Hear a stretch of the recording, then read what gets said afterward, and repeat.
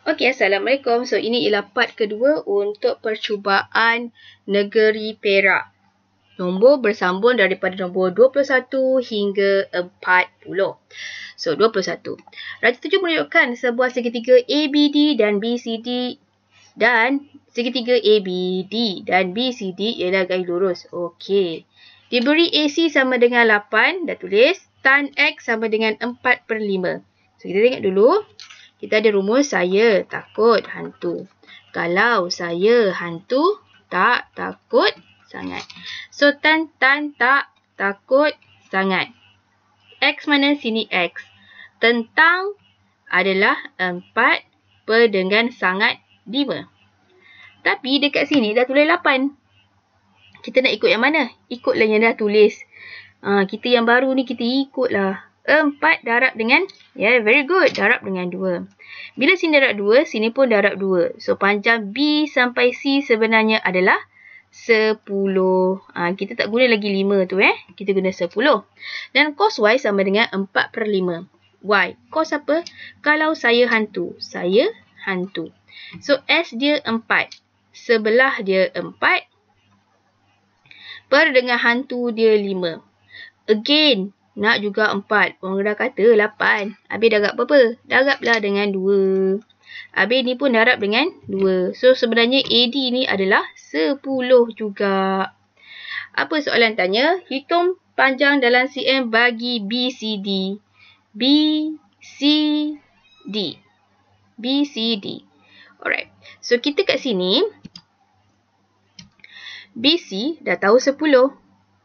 So, kita kena cari C sampai D tu berapa. Nak buat apa ni? Gunalah teorem Pythagoras ni. Sini 8, 10. Sini berapa? So, kita cari CD tu ialah 10 kuasa 2 tolak 8 kuasa 2 punca kuasa. 10 kuasa 2. Tengok betul-betul macam mana saya tekan. Tolak dengan 8 kuasa 2. Tekan dulu sama dengan. Lepas tu baru tekan punca kuasa sama dengan 6. So, sini 6. So, panjang semua ni 10 tambah dengan 6. So, dapatlah 16. Nombor 22.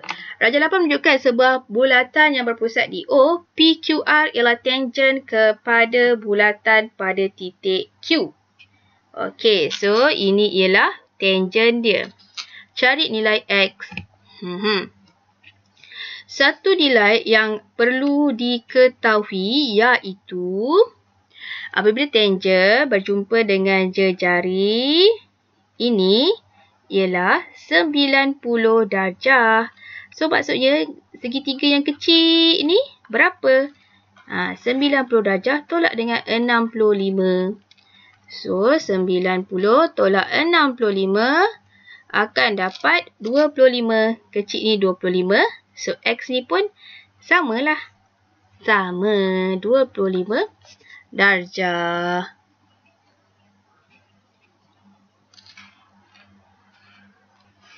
Okey, untuk soalan ni dia kata PQ ini ialah tangent kan? Ni tangent. So, ini yang perlu tahu ialah 90 darjah.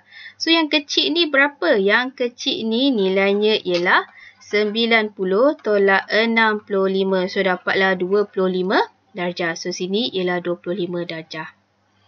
Okey. Kemudian kita tengok kat sini. Sini 55, sudut pada pusat adalah 2 kali ganda. So, 55 darab dengan 2. 55 darab dengan 2 akan dapat 110 darjah. So, sudut dekat sini sama kaki. Sebab ini ialah jejari dan juga jejari.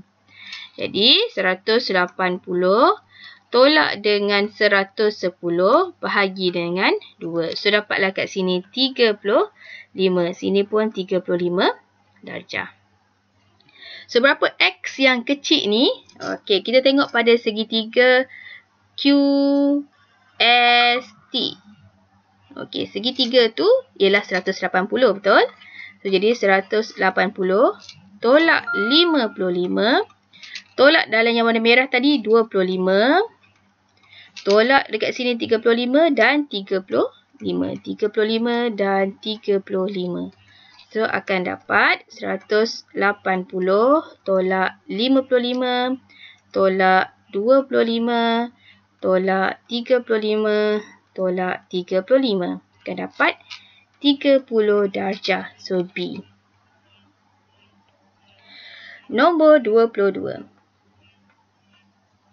Darjah 9 menunjukkan graf garis 2x tambah 7y sama dengan 14. Hitung nilai H dan juga nilai K. So, daripada kat sini, kita boleh kira. Apa kita nak kira? Ni, apa koordinat kita tahu kat sini? X. X dia kosong. Y dia tak tahu. Y dia K lah. Sini, X dia berapa? H. Y dia berapa? Kosong.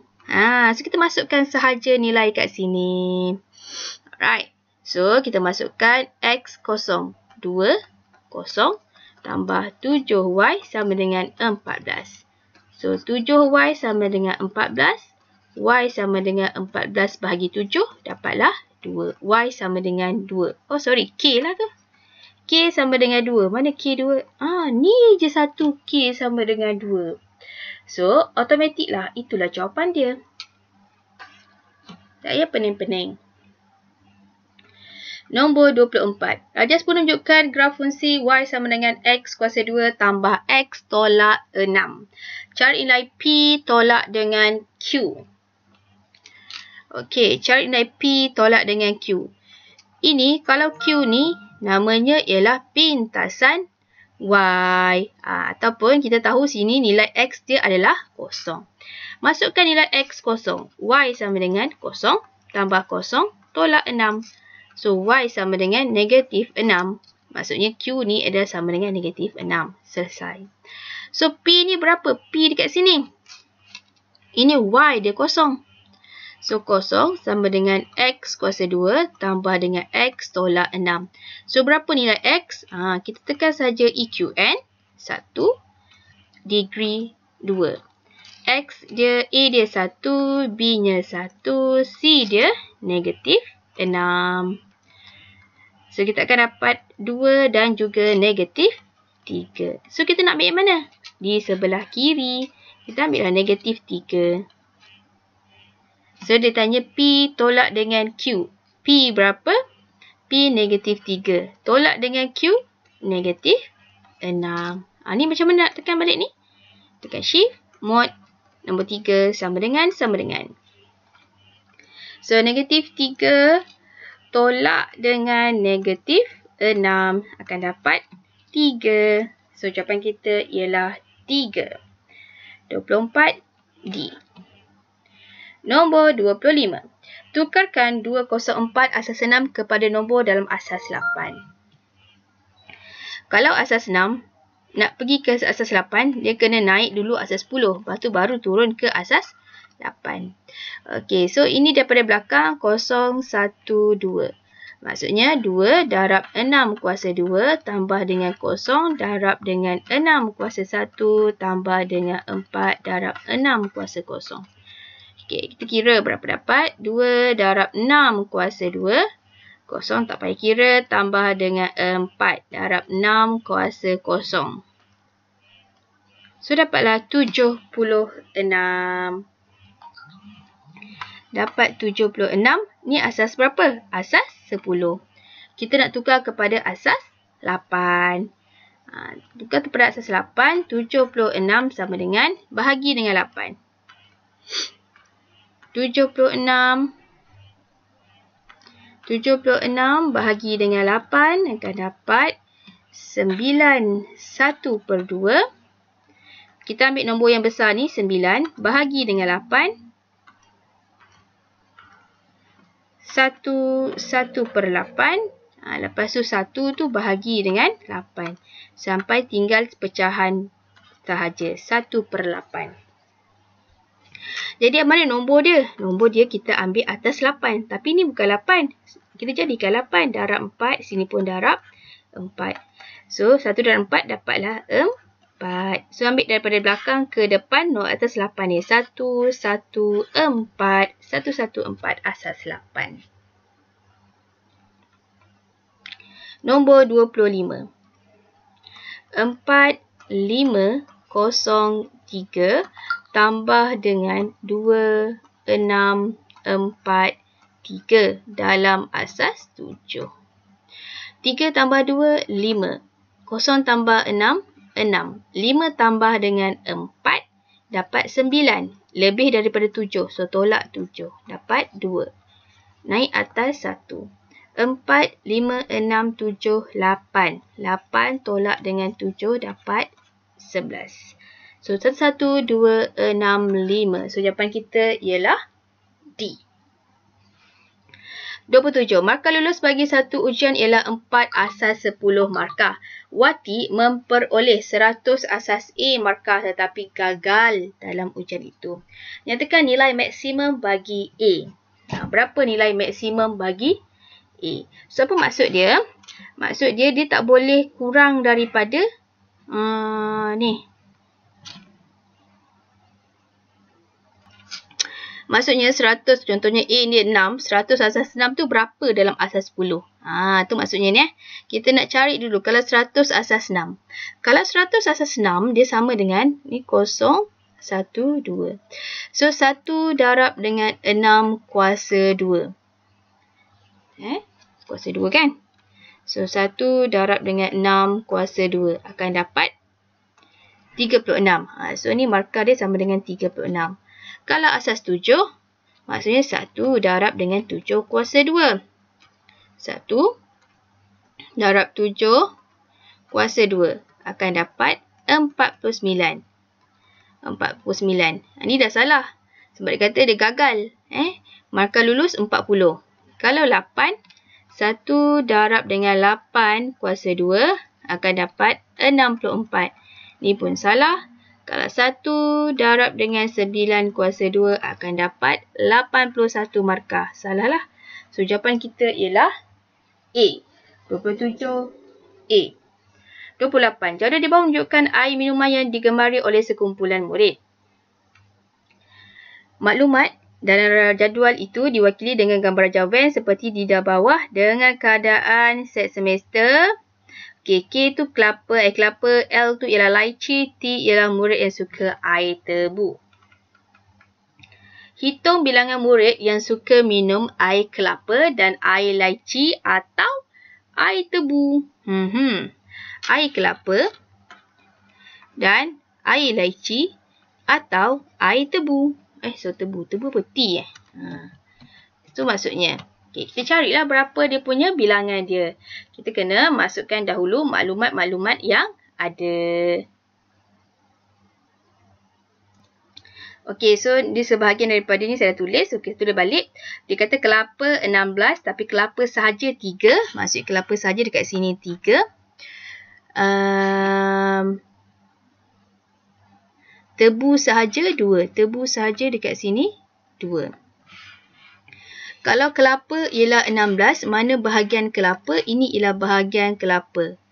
Bahagian kelapa ada 16. Tapi dekat sini baru ada nilainya 10. So, maksudnya balance lagi 6 berada dekat sini.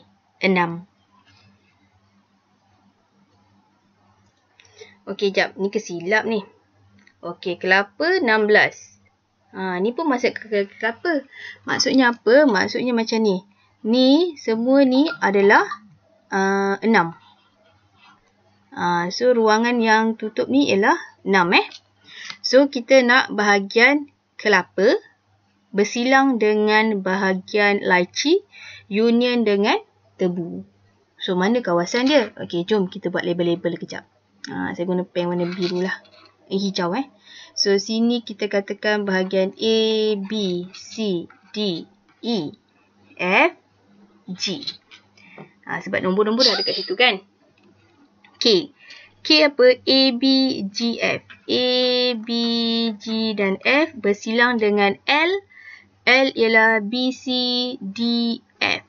B, C, D, F.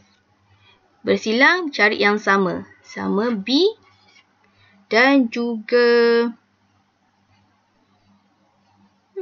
F. B dan F. B dan F. Union dengan T. T yang mana? T yang ni. E, D, F, G. E, D, F, G. So, semua kawasan ni lah. Union kan semua. So, kita ada kawasan Okay, label kita warnakan dulu kawasan B, kawasan F, lepas tu kawasan E, kawasan D dan kawasan G. So itu ialah kawasan yang kita cari. So berapa nilai dia? Nilai kat sini 7, 6, 4, 2. 7, 6, 4, 2. So dapat 10, 19. Seterusnya 29. Tentukan bilangan tepi bagi satu pokok yang mempunyai 18 bucu. So kalau pokok, so ingat pokok tu apa? Pokok tu, okay, kita buat revision sikit ni contoh pokok. Dia tak boleh bersambung, dia tak boleh ada ruangan tertutup lah. Kalau senang saya ajar, kalau awak ingat, dia tak boleh ruangan tertutup. So contohnya macam ni. Dia tak boleh ada gelung, dia tak boleh berbilang tepi, dia graf mudah. Okay, so syarat dia adalah pokok adalah bilangan tepi sama dengan bucu tolak 1. So berapa tepi dia? Kita ada bucu dia 18 tolak dengan 1, so dapat 17. So 17 tepi dia. Nombor 30. Rajah 11 menunjukkan satu rantau berlorek. Tentukan ketaksamaan yang memuaskan rantau berlorek pada rajah D11. Okey, so kat sini kita ada. Okey, mana kita nak tengok ni Yang pertama, kita kat sini kita ada X sama dengan 3. So dia ke sebelah kanan, so jadi X lebih besar dan sama dengan 3. Cari X lebih besar dan sama dengan 3. So jawapan kita ni dan juga ni. Lebih besar dan sama. Sebab garisan dia solid. Lepas tu kita tengok pula garisan-garisan yang dah ada. So X tolak dengan 6. Mana satu garisan X tolak 6?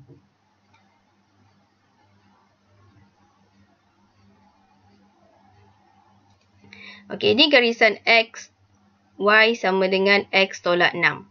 Okey, so dia berada pada atas. Ke atas kan? Garisan tu ke atas, so jadi lebih besar. Tapi, dia tak ada tanda sama dengan. Sebab dia garisan putus. Lebih besar. Ni kan besar. Jawapan kita B. Kalau ni dia kata, oh, ni pun dia kata besar juga. Oh, maafkan saya. So, yang ketiga dekat sini kita ada lagi satu garisan. Dia ke bawah, dia jadi kecil. B jawapan dia. Nombor 31. Antara yang berikut yang manakah menunjukkan urutan langkah yang betul dalam proses pengurusan keuangan. Okey, nombor 31 ni adalah silibus daripada tingkatan 4. So, apa jawapan dia? Yang pertama, kita hendaklah menetapkan dahulu matlamat keuangan. So, kita start dengan Q. So, ni dah salah. Ini pun salah. Lepas tetapkan matlamat keuangan, kita kena menilai kedudukan keuangan. Kita kena nilai dulu. So, automatik ni pun dah salah.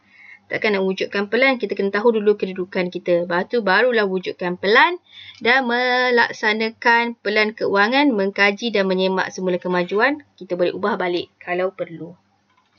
32. Diberi bahawa P berubah secara songsang. P berubah songsang dengan Q dan punca kuasa 3R. Dan punca kuasa 3R. Satulah kat atas ni sebenarnya. So, apabila P sama dengan 1, Q sama dengan 4 dan R sama dengan 8, ungkapkan P dalam sebutan Q dan R. So, kita tukar dulu P sama dengan katak berada dekat atas. Q punca kuasa 3R. So, masukkan P adalah 1 sama dengan K. Tak tahu, kita nak cari. Q adalah 4 punca kuasa 3R. R ialah 8. Okey. So, apa nak buat? Ni kita boleh darabkan ke atas. So, jadi 4 punca kuasa 38 sama dengan K. So, berapa dapat? 4 darab dengan punca kuasa 38. Dapat 8 sama dengan K. So, K ni ialah 8. So, dapatlah P sama dengan 8 per dengan Q. Nampak macam tak ada punca kuasa 3. So, sebenarnya ialah R kuasa 1 per 3. So, jawapan kita nombor 32 ialah P. 33. Jadual di bawah menunjukkan nilai pemboleh ubah K, L dan M. Jika K berubah secara langsung dengan punca kuasa L dan songsang dengan M, cari nilai N. So, apa nak buat? Kita cari dulu guna maklumat ni, kita nak cari K dulu. Ni kan berudu, tukar kepada katak. Katak tu mesti berada di atas lah. Dia duduk sebelah L per dengan M. Okey, K dekat sini K. 2 per 3 sama dengan K yang kita nak cari pemalar punca kuasa L adalah 4 per dengan M adalah 6. So, kita boleh buat darab silang. 2 darab dengan 6 sama dengan punca kuasa 2. 4 dapat 2K. Okey. 2K darab dengan 3. So, 2 darab 6, 12 sama dengan 6K. So, K sama dengan 12 bahagi 6. So, dapatlah K sama dengan 2. Bila dapat K sama dengan 2, K ni kita jadi 2 lah. So, K sama dengan 2 punca kuasa L per dengan M. K diberi dalam soalan ialah N. Sama dengan 2. Punca kuasa L ialah 9 per dengan M juga ialah 9. Darab naik atas. 9 darab dengan N. So, dapat 9N sama dengan 2 darab dengan punca kuasa 9. So, dapat 6. 2 darab punca kuasa 9. Dapat 6. So, N sama dengan 6 bahagi 9. Ada tak jawapan? Tak ada. Kita berkecilkan dia. 6 bahagi dengan 9. Tekan ABC. So, 2 per 3. Jawapan kita ialah B. Seterusnya, 34. Diberi persamaan matriks. Cari nilai P. Mana P? Okey, bingo. Dapat P dekat sini. Bila tambah tolak, tak payah cari jauh-jauh. Kita ambil yang ujung ni. Ujung kan? Ujung kan? Ujung. Maksud dia, negatif 3 darab dengan P tambah negatif 11 sama dengan, sini ada 2 kurungan 5. Selesai. Apa selesai? Nak selesai guna kalkulator pun boleh. Tak ada masalah. Negatif 3. P tak ada. Kita bagilah huruf X. Tambah dengan negatif 11. Tutup. Sama dengan ambil ni. Tanda sama dengan 2 kurungan 5. Shift calculate. Shift calculate. So, dapat negatif 7. Kan saya kata selesai tadi. Selesailah. Okey, nombor 35. Okey, so kita yang pertama, kita kenal pasti dulu apa jawapan dia. So, saya cakap metrik bahasa Melayu darab dengan metrik Jepun. Atas, bawah, kiri. So, tu je jawapan yang kita akan ada. Atas, bawah dan juga kiri. Sini, sini. Ni mengepek, ni pun mengepek. So, jawapan kita antara dua ini sahaja. So, atasnya apa? Okey, so atas dia negatif 1 darab dengan negatif 3. So, dapat 3. Tambah dengan 2 darab dengan 2 dapat 4. 3 tambah 4 dapat 7. Ini je yang 7. So, jawapan kita ialah D. 36. Diberi bahawa kadar premium tahunan bagi 1,000 bagi setiap 1,000 bagi lelaki berusia 20 tahun dan tidak berokok ialah RM1.55. Hitung nilai premium bulanan bagi pelan insurans bernilai RM200,000. So, dia punya nilai RM200,000. Per dengan setiap kadar tahunan dia adalah untuk setiap 1,000 adalah RM1.55. So, kita kira lah berapa sebenarnya kadar tahunan dia. 200,000 bahagi dengan untuk setiap 1,000 darab dengan RM1.55.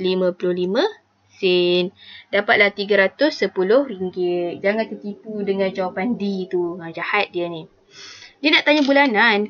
So, bulanan kita kira, apa-apa yang kita kira sebenarnya ialah kita kira tahunan. Kalau dia tanya bulanan, kita bahagi dengan 12. So, dapatlah RM25.83. Ya, B jawapan dia. Soalan ada masa dia baik, ada masa dia jahat sikit. So, tengok betul-betul. Antara berikut badan kerajaan manakah yang bertanggungjawab mengutip cukai jalan? Jalan. Jalan-jalan. Nama pun jalan-jalan. Jabatan Pengangkutan Jalan. LHDN ni untuk apa? LHDN itu untuk kutip cukai pendapatan. Puspakom tak ada kena-mengena. Syarikat insurans kenderaan pun tak ada kena-mengena dengan cukai. Kita bukan tanya insurans. 38. Dalam Darjah 12, PQR ialah satu garis lurus. Diberi bahawa 2PQ sama dengan QR. 2PQ sama dengan QR. So, maksudnya sini ada 3 lah. 2PQ sama dengan QR. Diberi sin sudut SRQ. SRQ ialah 3/5. Saya takut hantu. Saya takut tentang hantu. 5. Hitung panjang PS. Nak tahu pula PS. So, berapa dapat? Dekat sini kita tengok. Kita boleh guna teorem Pythagoras. Kalau sini 3, sini 5, 3, 4, 5. So, berapa PQ ni sebenarnya? So, kalau nak tahu PQ ni adalah sama dengan QR bahagi dengan 2. Kan? 2 ni bawa sini. So, PQ adalah QR adalah 4 bahagi dengan 2. Dapat 2. Kita guna lagi kita punya teorem Pythagoras untuk cari PS. So, kita tambahlah 3 kuasa 2 tambah 2 kuasa 2. Punca kuasakan dia. 3 kuasa 2 tambah dengan 2 kuasa 2. Dapat punca kuasakan. So, dapat 3.6. 3.6. Cukuplah tu. B. Okey, 2 soalan lagi. Antara berikut yang manakah mewakili Y sama dengan sin X? Bagi X di antara 90 ke 270. Sin X sama dengan Y. Ni kan. X tu 90. Okay, kita masukkan kat sini. Jangan pening-pening. Kalau bila X tu 90, berapa nilai Y dia? Tu maksud dia. Kita tekan. Okay, sorry. Kalkulator saya dah tergerak-gerak dah ni. Dia nak balik ke kalkulator ni. Jangan balik. Sin 90 sama dengan 1. Bila X dia 90, maksudnya dia bermula dengan 1. Ini bermula dengan kosong. Salah. Ini pun bermula dengan kosong. Pun salah. Dia mesti bermula dengan 1. Bermula dengan 1 dekat sinilah. Sebab sini negatif 1. Dah pun salah. Faham Soalan ni senang saja sebenarnya. Jangan keliru. Walaupun sebenarnya awak dah hafal. Kalau sin tu macam mana? Macam huruf S. Tapi dia tanya daripada 90 sampai 270. 90 tu dekat mana? Dekat sini 180. Tengah-tengah ni. Sini. Dia start dengan sini sampai sini. So, maksudnya yang lain padam. Yang lain padam. Yang lain padam. Ni je jawapan kita. Inilah jawapan dia. Okey. 40. Antara berikut yang manakah bukan komponen penting dalam pemodelan matematik? Pemodelan matematik ada 8 komponen yang penting. Apa komponen-komponennya? Hafal. Ini bab berapa? Bab 10 tingkatan 5. Bab paling akhir dalam tingkatan 5. Dalam pemodelan matematik yang penting memurnikan model matematik ada. Mentafsir penyelesaian tanpa penentusahkan. Baca pun tak faham. Mengelepasi dan manifestasi masalah ada. Mengaplikasi matematik untuk menyelesaikan masalah ada. So, jawapan kita ialah B. Okey, terima kasih.